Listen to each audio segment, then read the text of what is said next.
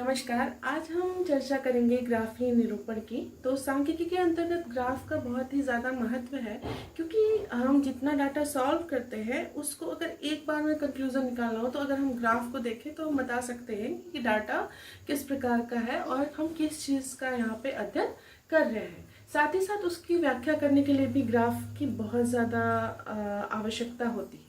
लेकिन ग्राफ के टर्म में सबसे जो हमको क्रिटिकल चीज़ लगती है, सबके लिए नहीं लेकिन कुछ हमारे ऐसे साथी हैं जिनको ग्राफ में एनपीसी बहुत ज़्यादा डिफ़िकल्ट लगती है। तो आज हम चर्चा करेंगे एनपीसी के सिद्धांत की। उसके बाद हम एनपीसी पे जो व्यवहारिक हमारे प्रश्न आते हैं उसका अगले सीरीज़ में अध्ययन करेंगे।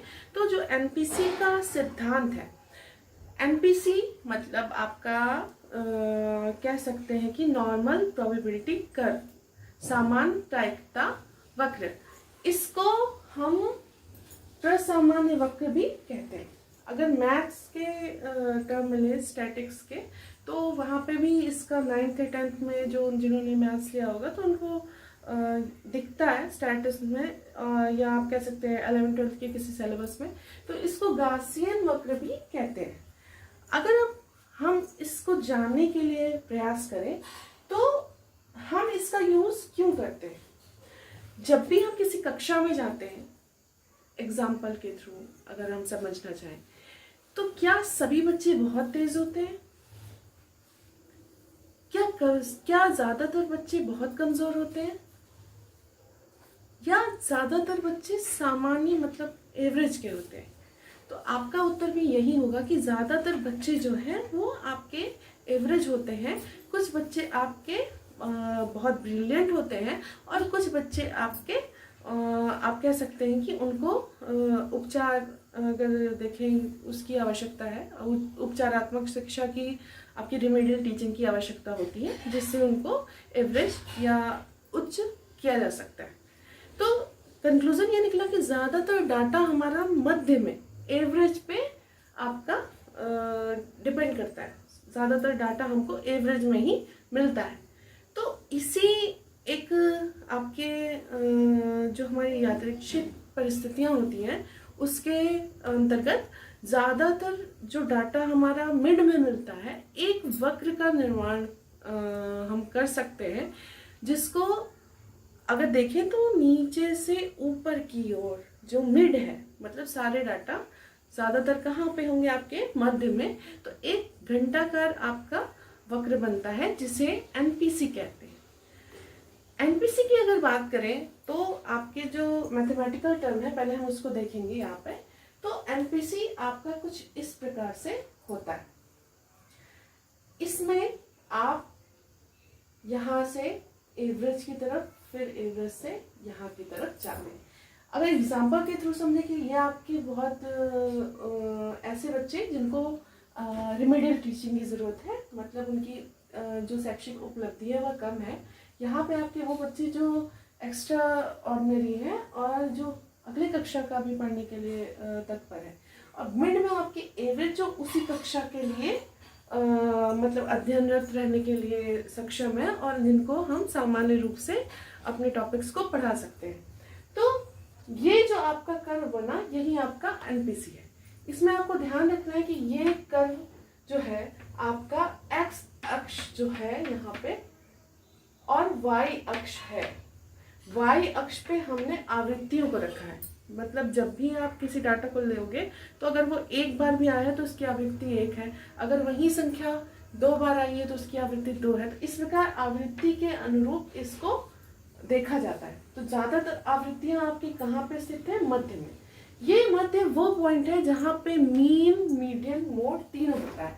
एनपीसी की अगर बात करें तो यहाँ पे मीन, मीडियन, मोड तीनों होता है, और मोड भी यहाँ पे आपका एकल होना चाहिए। तो ये एनपीसी आपका है।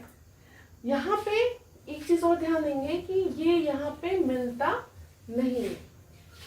ये आप अनंत स्पर्शी कह सकते हैं कि अनंत पे मिलेगा। एक्स एक्सिस पे ये कर्व नहीं मिलता है। मीन्स आपका जो क्वांटिटी है कभी यहाँ पे 0 नहीं आएगा, क्योंकि कोई भी छात्र है उसकी कुछ उपलब्धि होगी तो उसकी आवृत्ति होगी ही होगी, तो वो कभी भी 0 नहीं होगी। तो यहाँ पे आपका ये इस प्रकार का कर्व है। अब इसकी जो अंतर्गत डिस्टेंस है उसकी हम चर्चा करेंगे, बहुत ध्यान से समझिएगा। बीच का ये जो आपका पोर्शन है, यहाँ पे हम -3 sigma, -2 sigma, -1 sigma, 0, +1 sigma, +2 sigma, +3 sigma, इस प्रकार से इसको विभाजित करेंगे बराबर भागों में। तो कुल कितना हुआ? 1 2 3 4 5 6 7, 3 इधर 3 इधर, बीच में एक मध्य है आपका। मध्य क्या है आपका? जो मीन मीडियन मोड का पॉइंट है। 0 से -1 सिग्मा हो या 0 से +1 सिग्मा हो, इसकी डिस्टेंस आपकी 34.13% होती है।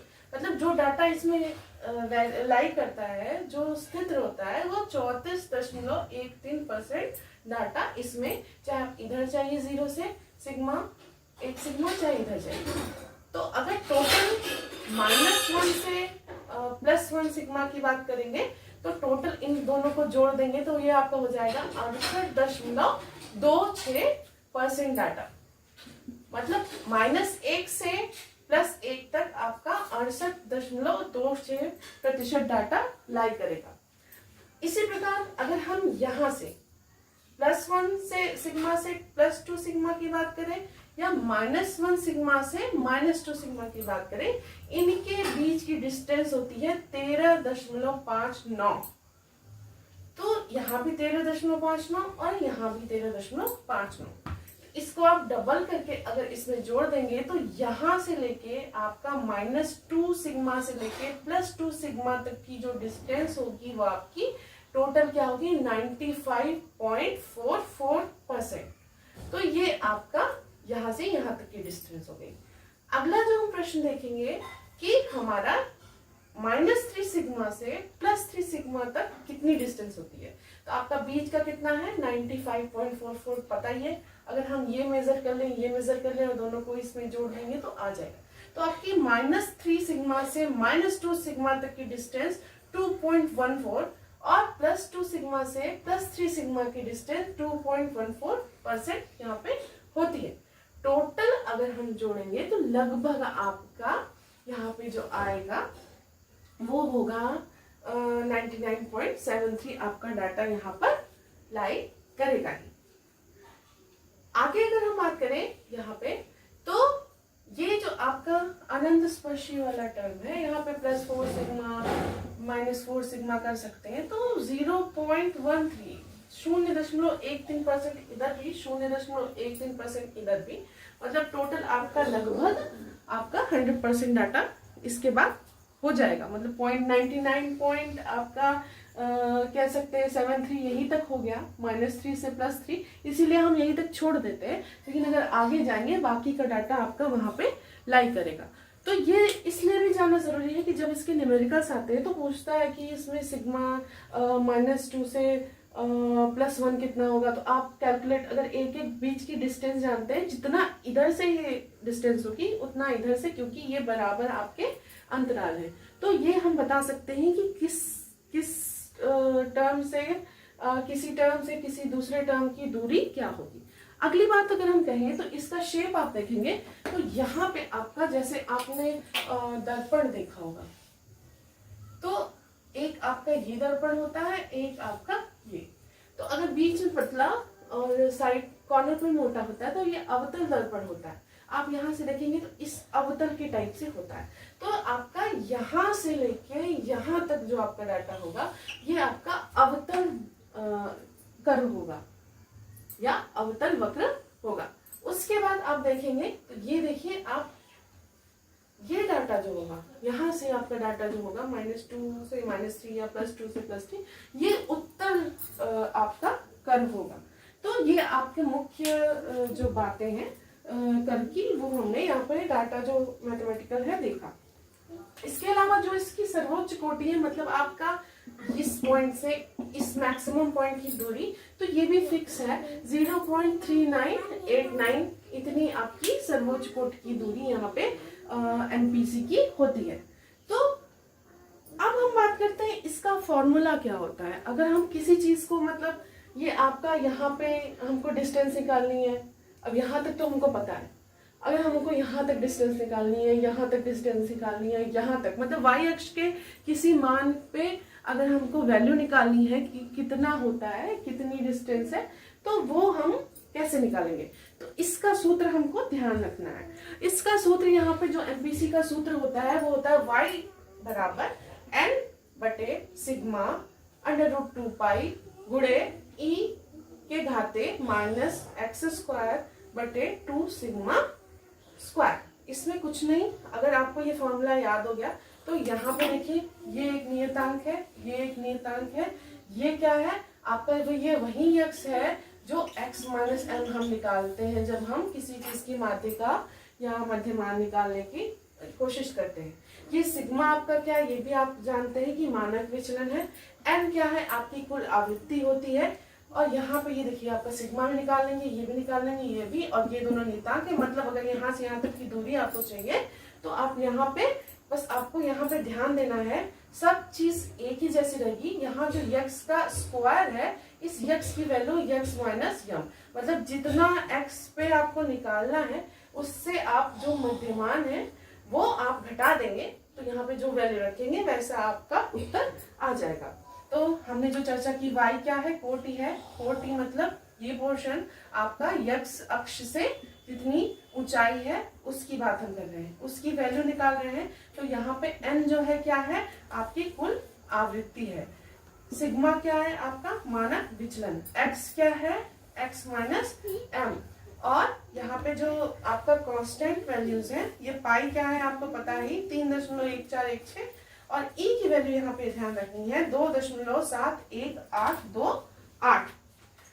अब ये देखिए x अक्ष के लिए ये क्या होता है, एसिम्प्टोट, मतलब आगे की ओर, मतलब ये कभी इससे मिलता नहीं, अनंत स्पर्शी होता है और आगे इसके मतलब कर्व को क्रॉस करने के लिए प्रयासरत रहता है, लेकिन कभी मिल नहीं पाता। लेकिन इसकी जो क्वालिटी होती है एनपीसी की, तो ये x अक्ष के लिए एसिम्प्टोट होता है। अब हम बात करेंगे इसके जो टर्म, और भी प्रश्नों को ही संकलित करके इसमें टर्म्स मैंने लिखे हैं, और ये सभी जानते, कुछ थ्योरी तो पहले से बनी हुई है, बस हमको उस पर चर्चा करनी है। तो जो एनपीसी है, इसमें किस चीज का हम वितरण करते हैं, तो ये होता है कि अगर आपके कंटिन्यूअस रैंडम जो आपके वेरिएबल होते हैं, कोई भी वेरिएबल हो, बुद्धि हो, आपका प्राप्तांक हो किसी चीज का भी, तो जो भी आपके वेरिएबल होते हैं उनका वितरण करते हैं, लेकिन वो रैंडम वेरिएबल होने चाहिए। अगर आप रैंडम वेरिएबल नहीं लेंगे तो आपका कर्व एनपीसी नहीं बनेगा, क्योंकि सामान्य प्रायिकता जो आपका वक्र है ये हमारे सांख्यिकी का बहुत महत्वपूर्ण भाग है, और इसमें कोई बायसनेस नहीं रहती कि आप पक्षपात करके कोई डाटा ले आओ और उसका एनपीसी बन जाए। तो यहाँ पे आपको डाटा क्या लेना है, रैंडम ही लेना है जो आपको प्राप्त हुए हैं। उसके बाद इसका आकार देखें तो इसका आकार क्या है, घंटाकार है। ये पूर्ण सममित है, मतलब सममित, सिमेट्रिकल, मतलब जैसा इधर से इधर है वैसा ही इधर से इधर है। एकल बहुलांकी है, मतलब इसका मोड क्या है, एकल होता है। और इसकी अधिकतम जो फ्रीक्वेंसी है, क्योंकि मध्यमान भी यही है, मीडियन भी यही, मोड भी यही, तो अधिकतम जो फ्रीक्वेंसी है वो आपके बीचों बीच रहती है। यहाँ मध्यमान बराबर मीडियन, आपका माध्यिका बराबर बहुलक होता है। सममित होने के कारण इसकी स्क्यूनेस क्या होती है, 0, मतलब जो इसमें स्क्यूनेस मतलब विषमता, जो इसकी जैसा एकदम, मतलब आप कह सकते हैं मिरर इमेज है, आपका दर्पण चित्र है, तो इसलिए इसमें स्क्यूनेस मतलब विषमता नहीं होती। तो SK = 0। इसका वक्रता गुणांक क्या कितना होता है, क्योंकि ये वक्र बहुत ही सिमेट्रिकल है तो बहुत ही कम इसमें वक्रता गुणांक आता है। KU = 0.263, 0.263 आपका वक्रता गुणांक आता है। अनंत स्पर्शी है, हमने पहले ही इस पे चर्चा कर दी। इसका जो चतुर्थांश वितरण आता है, उसके जो अंतर आते हैं वो समान होते हैं। चतुर्थांश का हमने अध्ययन किया है पहले, Q3 है, Q2 है, तो जब हम Q निकालते हैं तो वो Q3 और Q1 पे डिपेंड करता है। तो यहाँ पे जो Q3 minus median is equal to median minus Q1 is equal to Q। तो इसके जो इसका अंतर है Q3 से मीडियन का, वही अंतर आपका मीडियन से Q1 का आएगा और वही आपका चतुर्थांश विचलन आएगा। इसके बाद मानक विचलन की बात करें तो इसमें मानक विचलन 1.482 आपका Q के बराबर आता है। इसके बाद आपका चतुर्थांश विचलन की बात करें तो चतुर्थांश विचलन आपका जो है 0.6745 आपका यहाँ पर आता है। इसका हम इसके टर्म में डिफिनेशन देते हैं और इसका इसके टर्म में, तब ज्यादा हमको एक्यूरेसी यहाँ पे मिल सकती है, क्योंकि अलग अलग डाटा जब लगते हैं यहाँ पे कि बीच से आपको कुछ निकालना है तो वो चीज वेरी करती है। लेकिन जो हमारी चीजें यहाँ पे दिख रही हैं वो बिल्कुल फिक्स है, जो डिस्टेंस है बिल्कुल फिक्स है, जो वैल्यू है बिल्कुल फिक्स है, हमको उसमें कोई छेड़छाड़ कहीं भी नहीं करनी है। इसमें जो इसका यूज होता है आपका, जब हम किसी जो डाटा है उसके मैक्सिमम का या मिनिमम का जो हम अध्ययन करना चाहते हैं कि कितना उसमें मैक्सिमम गया है या कितना मिनिमम गया है या एवरेज कितना है स्कोर, तो उसके लिए भी हम एमपीसी का यहाँ पर अध्ययन करते हैं। साथ ही साथ दो प्राप्तांकों के बीच के विश्लेषण के लिए भी हम एमपीसी का यूज करते हैं।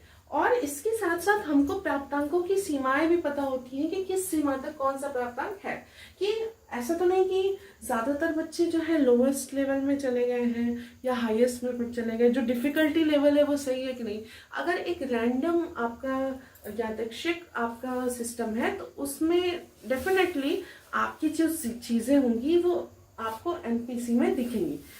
हमको यहाँ पर ये ध्यान रखना है कि जो इसका सापेक्षिक कठिनाई स्तर है वो इक्वल होना चाहिए।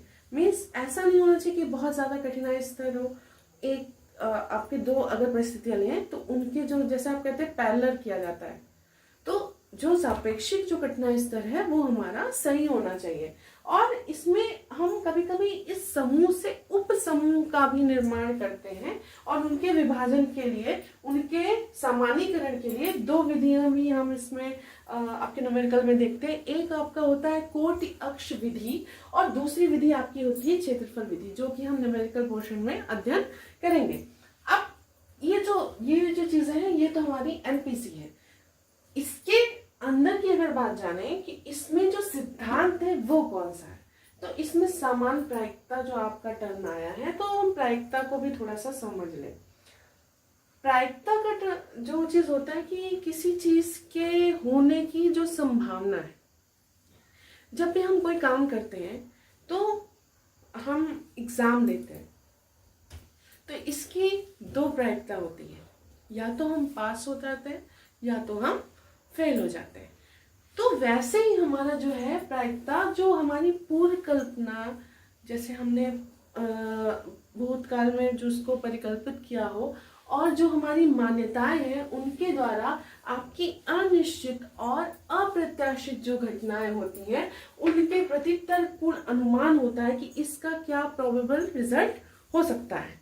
इसमें हम ये भी निकालते हैं, जैसे आपने अगर मेहनत की है लेकिन उस लेवल तक नहीं की, एकदम बीच में हो, तो कहते हैं 50-50 का चांस है, मतलब आप 50% पास भी हो सकते हैं, 50% फेल भी हो सकते हो। लेकिन यहाँ पे जो है हमको ये चीज ध्यान रखनी है कि किसी चीज की प्रायिकता अगर हम देखें तो मतलब जो आपका अनुकूल परिस्थिति है, अनुकूल परिस्थिति, उसका रेशियो निकालते हैं हम कुल परिस्थिति।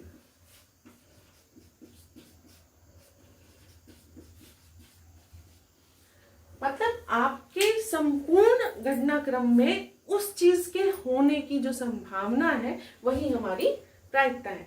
इसमें जनरल एग्जांपल जैसे हम लोग मैथमेटिक्स में देखते हैं कि एक सिक्के को उछालते हैं तो उसमें या तो आपका हेड आएगा या तो टेल आएगा, तो ये आप उसकी प्रायिकता होती है।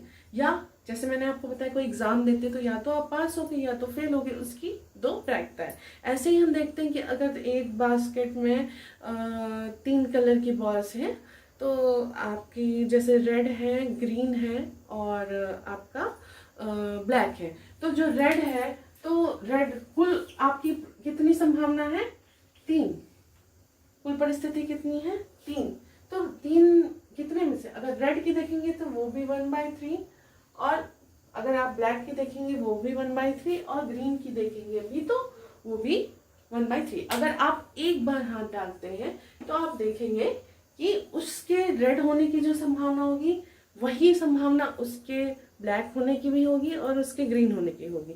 तो ये हमारी प्रायिकता है कि जो हम संभावना प्रकट करते हैं किसी चीज के, किसी घटनाक्रम के होने का, जैसे कि यहाँ भी किया हमने कि किसी चीज, किसी डाटा के उस एक मूल स्वरूप, एक मूल आकृति को हमने मतलब एक तर्कपूर्ण अनुमान लगाया है कि इस प्रकार आपके जो आंकड़े हैं वो लाई करेंगे यहाँ पे।